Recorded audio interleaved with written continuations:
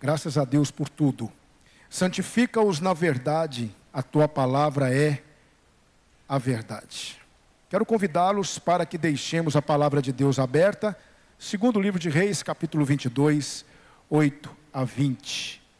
Que Deus continue usando a irmã Lurdinha à frente desse ministério. Tenho certeza de que nossa oferta vai ser muito boa, para a glória de Deus. Agora, desculpe, Rogério. Vamos ouvir as meninas então. Desculpe, irmão.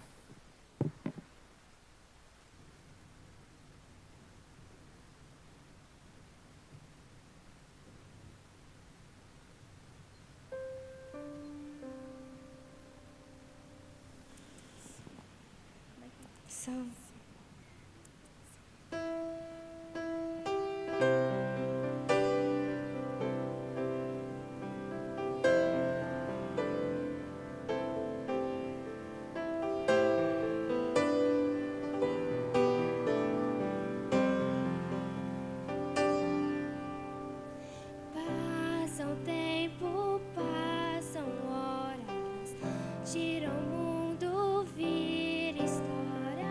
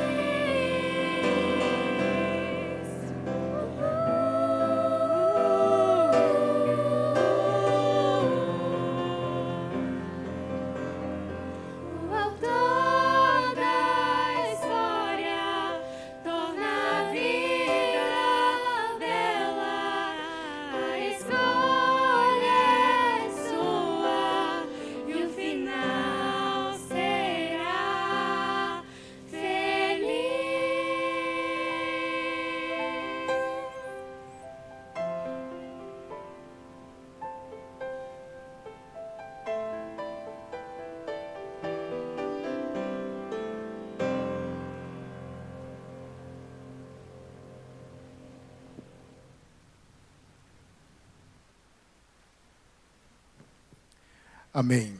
Irmãos, quando nós lemos os textos bíblicos, tudo aquilo que nós aprendemos na palavra de Deus, com certeza, isso vai resultar em aprendizado e principalmente em amadurecimento diante do Senhor, principalmente no que tange àquilo que precisamos não somente crer, mas também defender. E se tem uma coisa que cremos e defendemos, é que a Bíblia é imprescindível para a vida cristã. Não há como sermos cristãos, termos relacionamento com Deus, não há como servirmos a Deus se nós negligenciarmos ou deixarmos a palavra de Deus de lado e a excluirmos do nosso dia a dia. Foi exatamente isso que aconteceu com Israel ao longo de sua história, e aqui nós estamos falando especificamente do Reino do Sul. O Reino do Norte, ele já havia sido destruído, o cativeiro assírio já havia acontecido, mas o Reino do Sul ainda permanecia. E sem sombra de dúvida, Josias foi um dos maiores reis do Reino do Sul.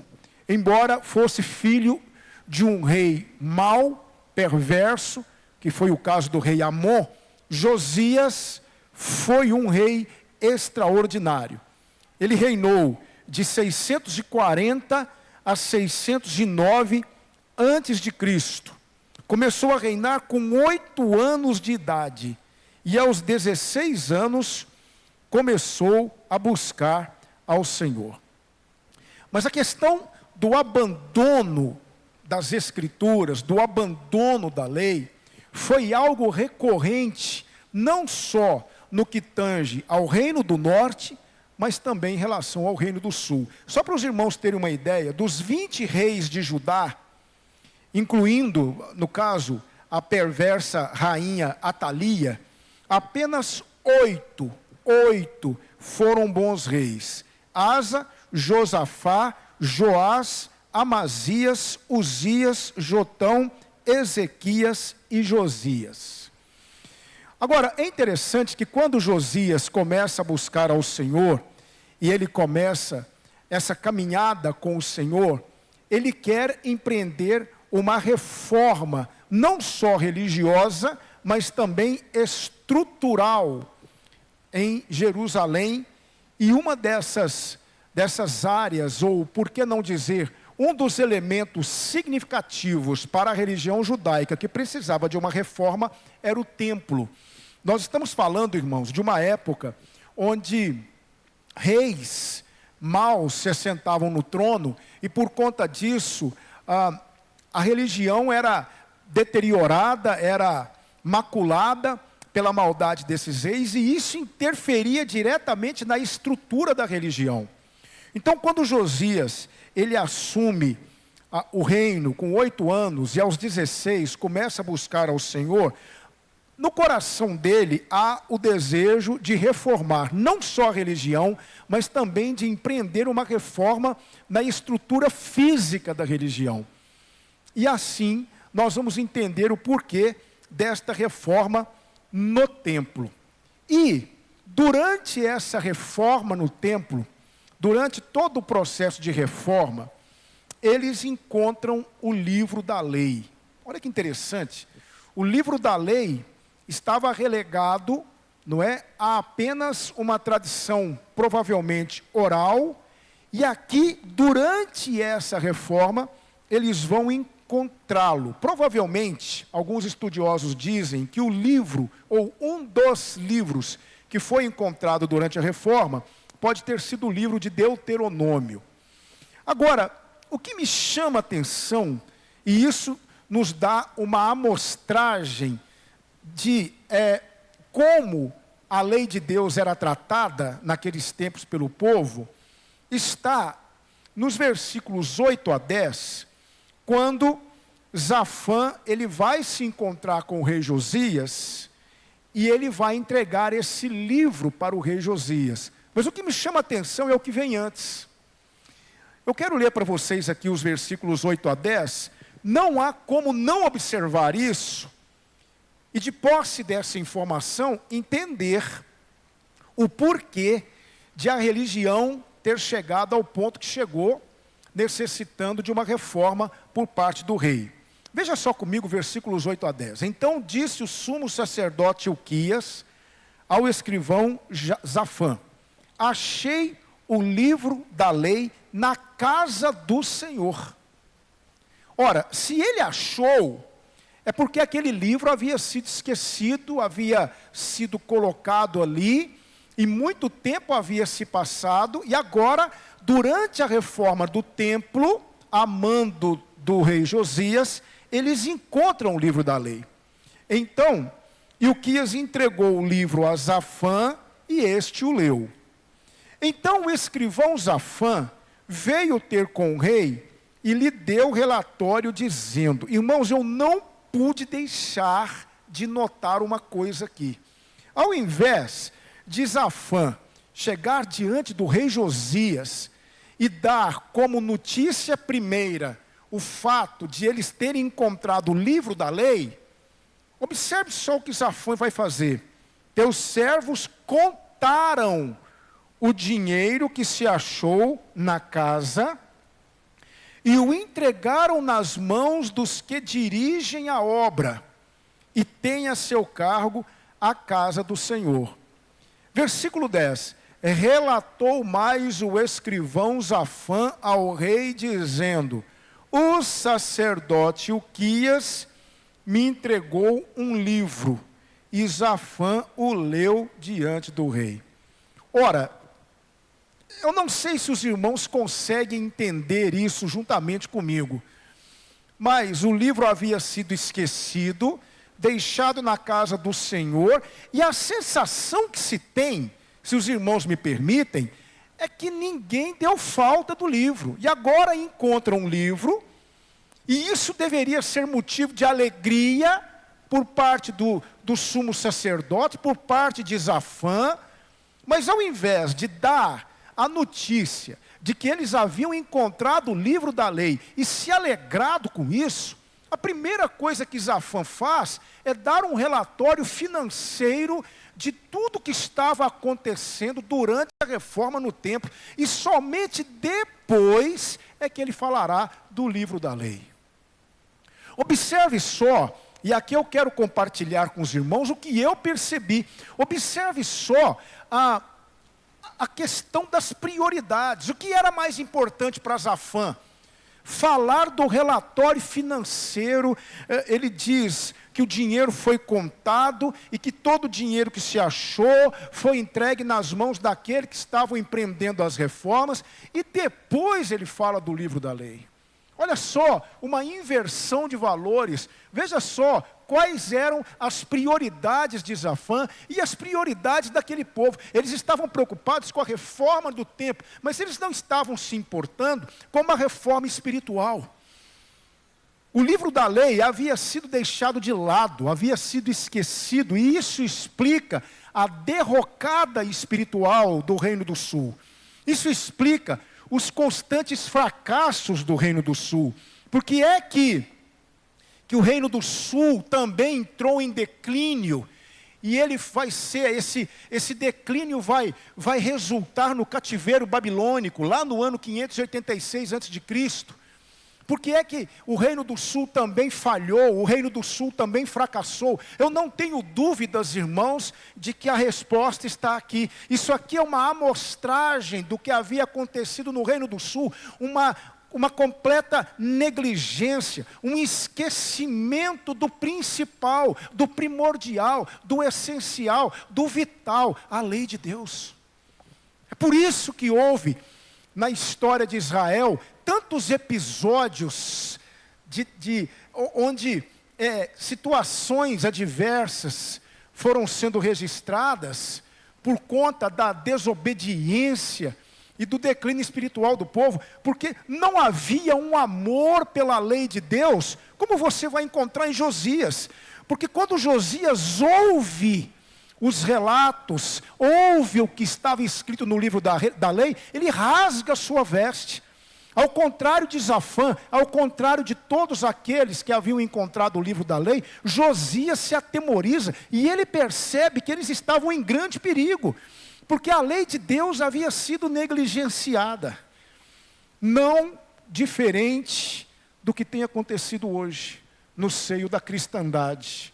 Sabe o que é hoje a cristandade, ou pelo menos boa parte dela? O resultado da negligência no tocante à palavra de Deus.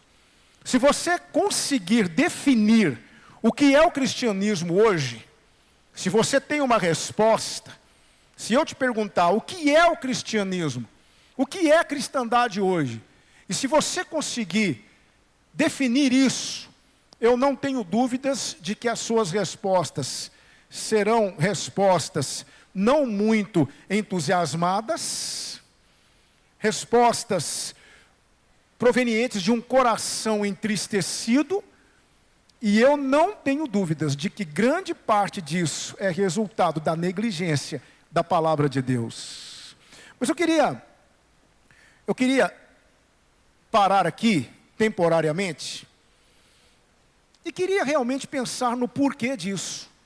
Por que é que a Bíblia, por que é que a lei de Deus, nos tempos de Josias, nos tempos do Antigo Testamento, e por que é que a palavra de Deus, principalmente nos tempos de hoje, ela é tão negligenciada, tão menosprezada, tão atacada? Eu tenho algumas respostas aqui que eu gostaria de compartilhar com vocês. Algumas coisas, abrindo aqui um parêntese, daqui a pouquinho voltaremos no texto, mas eu queria pensar no porquê disso. Por que será que as pessoas menosprezam tanto a Bíblia? E aqui eu estou falando inclusive de evangélicos. Eu estou falando de cristãos. Porque muitos ditos cristãos também não dão à palavra de Deus o valor que ela merece. Muitos ditos cristãos estão menosprezando a palavra de Deus. Mas por quê? Bom, eu tenho algumas respostas aqui. Porque ela nos mostra quem realmente somos. Veja comigo Romanos 7, 18 e 19. Porque eu sei que em mim, isto é, na minha carne, não habita bem nenhum. Pois o querer o bem está em mim, não porém o efetuá-lo. Porque não faço o bem que prefiro, mas o mal que não quero, esse faço. Esses somos nós. A Bíblia mostra quem somos. A Bíblia nos dá uma amostragem fiel daquilo que realmente somos. Todas as vezes que nós lemos a palavra de Deus, e nós começamos a tomar conhecimento da história dos seus protagonistas, nós começamos a perceber que nós nos parecemos com eles em seus defeitos, em suas fraquezas, muito mais do que imaginamos. Quando você começa a ler a palavra de Deus e você começa a tomar conhecimento de um Adão que desobedece a Deus, uma ordem clara dada por ele, você vê um Noé que se embriaga, você vê um Abraão que mente, você vê um Jacó que engana, você vê um Davi que adultera, você vê um Pedro que foge, que nega, você vê um Judas que trai, você vê um Paulo que persegue a igreja, você começa a perceber que você se parece muito mais com eles do que você imagina. Porque nós temos a tendência de olhar para os eventos que aconteceram com os grandes personagens da palavra de Deus, e nós começamos a achar que se fosse conosco, seria diferente. Não seria, porque nós nos parecemos muito com eles. A Bíblia mostra quem nós somos, e é por isso que muitos não querem de fato olharem para a palavra de Deus, porque eles se verão nela. Outra coisa, por que é que muitos negligenciam a palavra de Deus? Porque ela nos chama a responsabilidade. Veja comigo, quero ler com vocês, Tiago capítulo 4, versículo 17. Portanto, aquele que sabe que deve fazer o bem e não faz, nisso está pecando. Responsabilidade que está sobre nós. Veja comigo Gálatas 6:2. Levai as cargas uns dos outros, e assim cumprireis a lei de Cristo. Responsabilidade que está sobre nós. Veja comigo Zacarias 7, 8 a 10.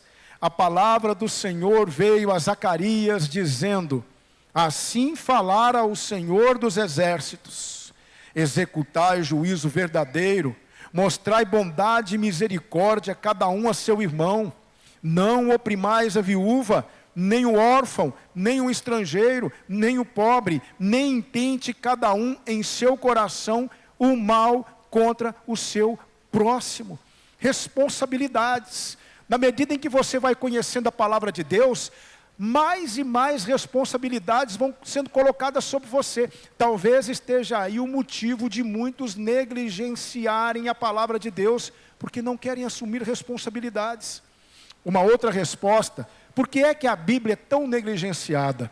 Porque ela nos confronta, ela nos chama a responsabilidade no que tange ao pecado. A Bíblia nos mostra, sem nenhum tipo de maquiagem, quem somos nós no que tange ao pecado. A Bíblia confronta. Hoje nós estamos vivendo diante de discursos, e você sempre vai ouvi-los, principalmente nas redes sociais, principalmente na mídia. A Bíblia é machista, a Bíblia é patriarcal, a Bíblia é misógina, a Bíblia precisa ser relida, a Bíblia precisa ser reescrita, a Bíblia não é mais suficiente. Um pastor de renome nacional disse que os textos bíblicos são insuficientes para ele. Por quê? Porque ela confronta. A Bíblia confronta, a Bíblia é confrontadora, a Bíblia não tem compromisso com o meu e com o seu erro. E se nós estivermos em pecado diante de Deus, nós seremos denunciados pela palavra de Deus.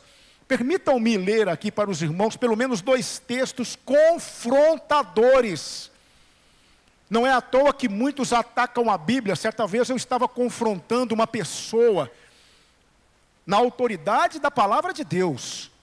Eu estava usando a palavra de Deus para confrontar uma pessoa no tocante a um pecado que ela estava cometendo. E ela então olhou para mim e disse: Bíblia é papel, e papel aceita tudo. A Bíblia foi escrita num contexto diferente, numa cultura diferente. A Bíblia não cabe na realidade de hoje. Argumentos dessa pessoa comigo. Mas por quê, irmãos? Porque na verdade a Bíblia ela é radicalmente contra algumas práticas que são comuns hoje na sociedade. 1 Coríntios 6, 9 e 10. Texto confrontador das Escrituras. Ou não sabeis que os injustos não herdarão o reino de Deus? Não vos enganeis, nem impuros, nem idólatras, nem adúlteros, nem efeminados, nem sodomitas, nem ladrões, nem avarentos, nem bêbados, nem maldizentes, nem roubadores herdarão o reino de Deus. Quem é que está dizendo isso? É a Bíblia. Aí você entende por que tantas pessoas atacam a Bíblia, por que tantas pessoas desprezam a Bíblia. Porque a Bíblia confronta. A Bíblia ataca. Veja só comigo Apocalipse 22, 14 e 15. Bem-aventurados aqueles que lavam as suas vestiduras no sangue do Cordeiro, para que lhes assista o direito à árvore da vida e entrem na cidade pelas portas. Fora ficam os cães, os feiticeiros, os impuros, os assassinos, os idólatras e todo aquele que ama e pratica a mentira. Confronto da palavra de Deus. É por isso que as pessoas não querem saber da Bíblia. É por isso que as pessoas menosprezam a Bíblia. E isso não era diferente nos tempos do rei Josias. Por que é que o povo de Israel deixou a Bíblia de lado, deixou a palavra de Deus de lado, a lei de Deus de lado? Porque ela sempre confrontou o povo com seus pecados. E o povo queria pecar à vontade. Charles Spurgeon disse uma coisa muito importante. Ele disse: ou esse livro me afasta do pecado, ou o pecado me afasta desse livro. Então, não há como você ser um leitor, um estudioso da Bíblia e ser uma pessoa que vive na prática do pecado, porque a Bíblia confronta. Então aqui nós estamos diante de possíveis respostas para essa pergunta: por que é que as pessoas odeiam tanto a Bíblia? E isso então nos leva a uma outra pergunta: Bíblia, para quê? Qual é o objetivo dela então para a minha vida, não é? Ou por que eu preciso dela diariamente na minha vida? Qual é o motivo de eu ter sempre a Bíblia comigo? Existem algumas questões que eu gostaria de considerar com os irmãos, e não vou demorar. A primeira coisa que eu vejo está no versículo 17 do texto que lemos. E a resposta é a seguinte: para não trocarmos o certo pelo errado. É o que aconteceu com o Reino do Sul. Versículo 17 do capítulo 22 de 2 Reis diz assim: visto que me deixaram e queimaram incenso a outros deuses, para me provocarem a ira com todas as obras das suas mãos, o meu furor se acendeu contra este lugar e não se apagará. O templo estava sendo reformado. O templo era o centro da religião judaica. O templo estava sendo reformado. Lá foi encontrado o livro da lei. Mas o Senhor está dizendo: o meu furor se acendeu contra este lugar. Tudo será destruído. Porque vocês queimaram incenso a outros deuses. Vocês me provocaram a ira. Vocês trocaram o certo pelo errado. Então está aí um dos motivos pelos quais o juízo de Deus seria iminente sobre a nação de Judá, sobre o Reino do Sul. Eles experimentariam o juízo de Deus porque trocaram o certo pelo errado. E quando o povo de Israel adentrou a terra prometida, bem antes, o Senhor já havia alertado o povo para que o povo não se misturasse com as práticas pagãs dos cananeus. Deus não queria um povo misturado, mas não foi isso que aconteceu, porque ao longo dos séculos, Israel foi absorvendo toda a cultura cananeia, toda a religiosidade de Canaã foi adentrando a religião de Israel. Irmãos, conta-se uma história engraçada, mas com uma lição profunda, de um árabe que estava viajando pelo deserto com o seu camelo. E os irmãos sabem que durante o dia as temperaturas no deserto são altíssimas e durante a noite elas despencam para temperaturas abaixo de zero. E aquele árabe estava já no momento de pernoitar. Ele então armou a sua tenda e foi pernoitar e colocou o camelo do lado de fora da tenda. Por volta de mais ou menos meia-noite, o camelo colocou o focinho para dentro da tenda. O árabe olhou aquilo e não disse nada. 2 horas depois, o camelo colocou a cabeça dentro da tenda. O árabe viu aquilo e não disse nada. 2 horas depois, ele colocou as patas dianteiras dentro da tenda. O árabe viu aquilo e não disse nada. Resultado: no outro dia, o árabe amanheceu fora da tenda, congelado, e o camelo dentro da tenda.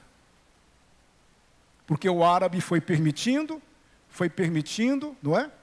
O árabe foi observando aquilo, foi deixando.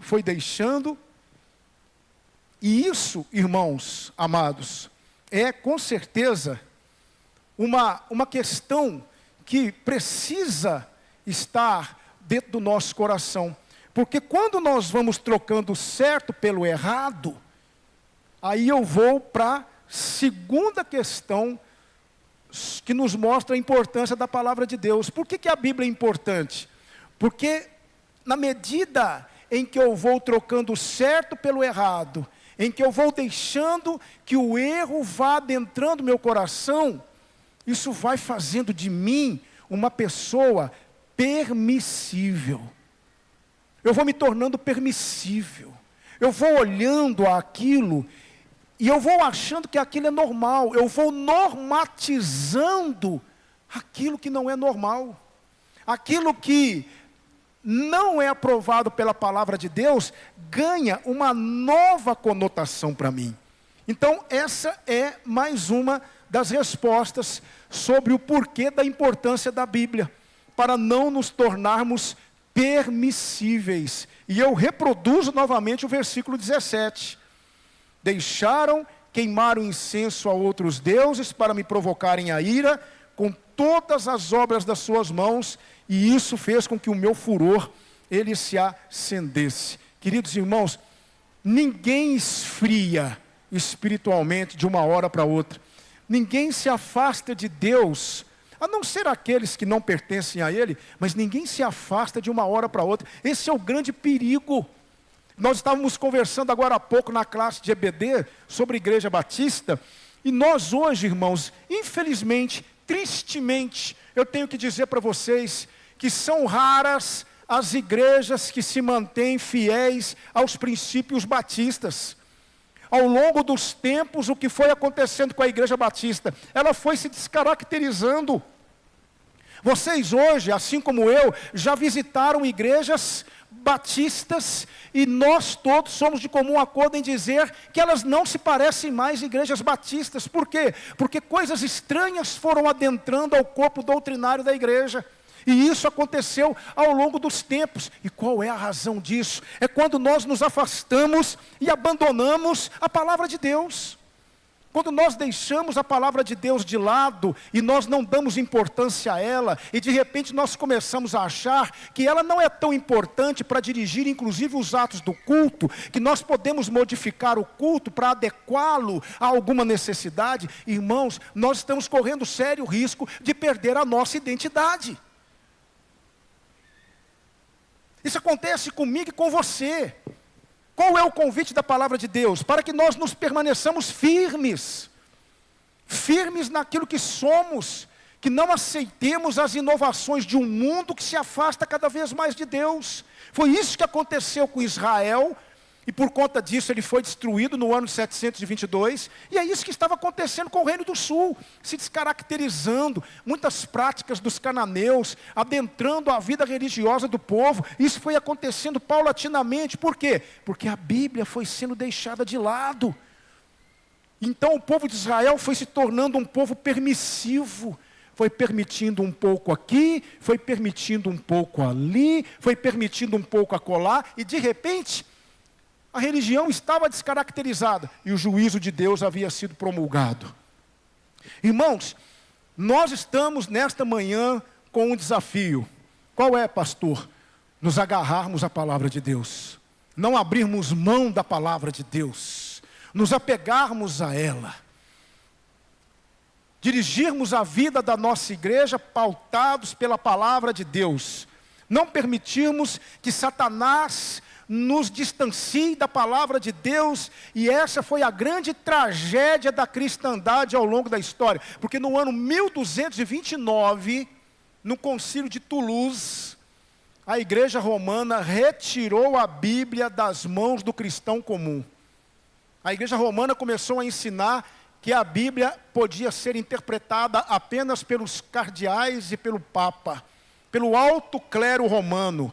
Então, a Bíblia foi tirada das mãos do cristão comum, e ela só voltará quando da reforma protestante. Mesmo assim, a custo de muito sangue, porque não foi da noite para o dia que a Bíblia pôde voltar à prática cristã diária. E enquanto a Bíblia estava fora da realidade cristã do povo, heresias e mais heresias foram adentrando o seio do cristianismo. E é o que tem acontecido hoje. Eu pergunto para vocês, irmãos amados, eu pergunto para vocês, por que é que hoje ensina-se numa igreja que um sabonete ungido pode abençoar a sua vida? Por que é que hoje existem pessoas que acreditam que uma rosa ungida pode afugentar demônios dentro de uma casa? Por que é que hoje pessoas acreditam que a água do rio Jordão pode abençoar o seu lar, ou óleo da oliveira extraído das oliveiras do jardim do Getsêmani? Por que é que as pessoas acreditam nesses disparates? Por que é que as pessoas acreditam hoje que o suor de um homem pode abençoar e pode curar enfermidades? Porque a Bíblia foi deixada de lado. Ela não é importante. Nós não precisamos dela. Nós podemos criar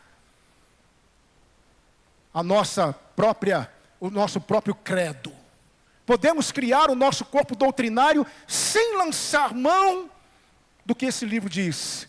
E é por isso que há tanta zombaria, tanto escárnio, tanta gente zombando da fé cristã, por conta dessas aberrações que têm recebido o nome de pregação nas igrejas. Acredita-se em tudo. Um dia desses eu vi com esses olhos, num culto chamado culto evangélico, um homem dançando no meio da igreja. De repente ele sobe numa pilastra e começa a bater a cabeça na pilastra. E deram um nome bizarro para isso e fizeram zombarias nas redes sociais. Chamaram isso de unção do pica-pau.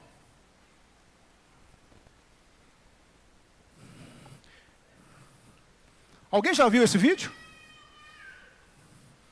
Ele começou a correr, a coisa acontecendo, subiu numa pilastra, e aí colocaram a musiquinha do pica-pau de fundo. E ele começou a fazer assim na pilastra. E o povo dando glória a Deus, amém, aleluia. Meu Deus, tenha misericórdia do seu povo. Por que é isso? Um outro dizendo, se eu sou profeta de Deus, Ele vai usar a minha mão. E ele colocou a mão toda molhada de um óleo em cima de uma folha. E o povo, a igreja lotada, lotada. E ele então disse para as pessoas pegarem aquela folha, você que é empresário e a sua empresa está indo à falência, você vai pegar essa folha com a minha mão nela e vai colocar na gaveta da sua empresa e você vai ver se Deus não vai abençoar você. Por que é que as pessoas acreditam nisso?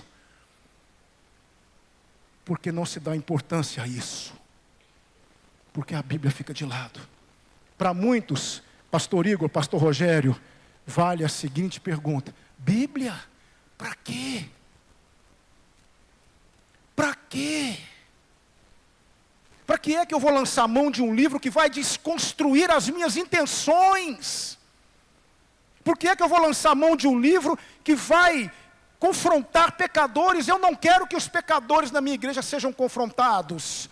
Eu quero que as pessoas gostem dos discursos que apresentamos para que elas possam voltar. É isso que aconteceu com o povo de Israel. O povo de Israel deixou a Bíblia de lado, esqueceu a lei de Deus. E aqui está Josias rasgando as vestes, dizendo: o que foi que fizemos? Vá lá, leve esse livro para a profetisa Ulda, veja o que é que o Senhor tem para nos dizer. O Senhor disse: vou julgar vocês. Vocês menosprezaram a minha aliança, vocês menosprezaram a minha lei. O meu juízo virá sobre vocês. Não nos tempos de Josias, porque ele se humilhou diante de mim, mas o meu juízo virá sobre vocês. Eu vou destruir esse lugar. Irmãos, em nome de Jesus Cristo, não precisamos de novas doutrinas, não precisamos de bizarrices, não precisamos de invencionices. Nós precisamos da bendita e maravilhosa palavra de Deus. Ela é o nosso livro. Ela é o livro que deve dirigir a igreja de Cristo. E aí eu vou para a última parte da minha palavra, já caminhando para o final. Para que a Bíblia? Para não experimentarmos os juízos de Deus. Aí eu vou lá para o capítulo 23, versículos 26 a 27. Capítulo 23 de 2 Reis. Coisas que Manassés havia feito para provocá-lo, pois o Senhor disse: também expulsarei Judá de minha presença, como expulsei Israel. Rejeitarei Jerusalém, a cidade que escolhi, e o templo onde meu nome deveria ser honrado. Há uma poesia de Cecília Meirelles, uma parte de uma poesia dela, que diz assim: como se morre de velhice, ou de acidente, ou de doença, morro, Senhor, de indiferença. Da indiferença deste mundo, onde o que se sente e se pensa não tem eco na ausência imensa. Já não se morre de velhice, nem de acidente, nem de doença, mas, Senhor, só de indiferença. Se nós ficarmos indiferentes a esse livro, morreremos. Eu quero deixar com vocês aqui algumas frases para a nossa reflexão. Frases de homens de Deus para que nós possamos refletir. Donald Gray diz o seguinte: O caminho mais curto para entender a Bíblia é aceitar o fato de que Deus está falando em cada linha. John Williams Burgum diz o seguinte: a Bíblia não é nada mais do que a voz daquele que se assenta no trono. Cada livro, cada capítulo, cada sílaba, cada letra da Bíblia é um pronunciamento direto do Altíssimo. Quero ler com vocês o que disse Agostinho de Hipona. A fé vacilará se a autoridade das Escrituras Sagradas perder sua força sobre os homens. Precisamos render-nos à autoridade da Bíblia, pois ela não pode conduzir mal, nem ser mal conduzida. Por último, João Calvino: a Bíblia é o cetro pelo qual o Rei Celestial governa sua igreja. Ela é nossa vida, irmãos. Ela é tudo. É ela que nos revela Deus. Ela é Deus falando conosco. Vamos amar esse livro. Vamos nos apegar a ele. Vamos ler. Eu recebi essa semana uma postagem de um pastor, e ele dizendo que leu a Bíblia 107 vezes. E fez um estudo conciso da palavra, com textos, com frases, mostrando quais as melhores versões, algo magnífico. E ele me mandou justamente nessa semana, quando nós estaríamos falando da palavra de Deus. Irmãos, nós não estamos diante de um livro qualquer, nós estamos diante da palavra de Deus. Israel menosprezou, Judá menosprezou e pagou um preço alto por isso. Não menosprezemos a palavra de Deus. Amemos a palavra de Deus. Nos dirijamos por ela. Deixemo-nos influenciar por ela. Defendamo-la. Amemo-la. A levemos no nosso coração. Lancemos mão dela em todos os momentos, para que o Senhor seja glorificado. Vamos orar? Deus, nós agradecemos a Ti, Senhor. Te louvamos e Te bendizemos por Sua palavra.